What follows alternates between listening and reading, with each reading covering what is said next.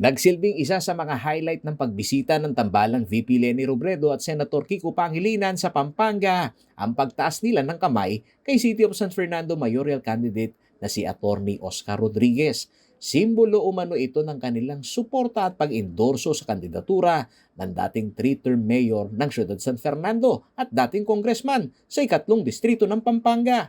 Bagamat nasurpresa umano si presidential aspirant VP Leni Robredo, lubos niyang ikinatuwa ang pagbabalik sa politika ni former Mayor Oka na matagal na rin nilang kinukumbinsi. Ayon kay Rodriguez, talagang sinurpresa niya ang Vice Presidente. Tanging ang Liberal Party na kanyang kinaaniban ang nakakaalam ng kanyang paghabol.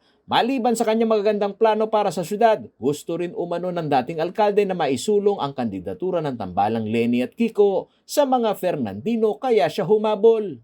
Alam niya, hindi ako tatakbo for her. Kaya lang, noong walang susuporta sa kanya dito, kapag yung nakausap ko, biglang-bigla, nag-iba ang direksyon, tama-tama, mayroon namang isa-substitute. Humabol ako for substitution.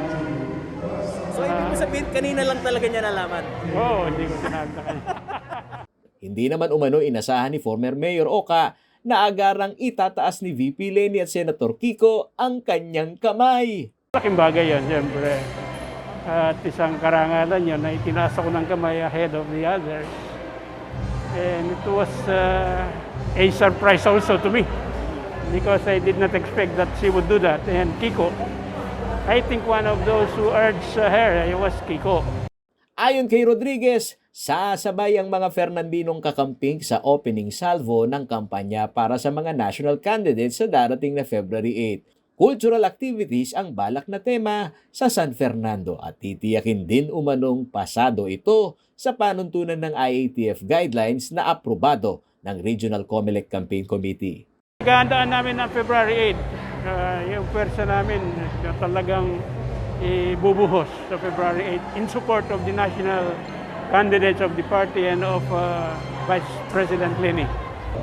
What kind of political activity? Is it a caravan, motorcade, meeting the advance? Iba-iba yata. May mga participation, yung mga...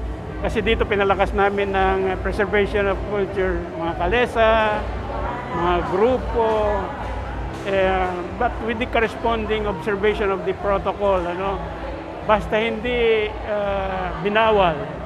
Diba? Magagather kami ng mga grupo.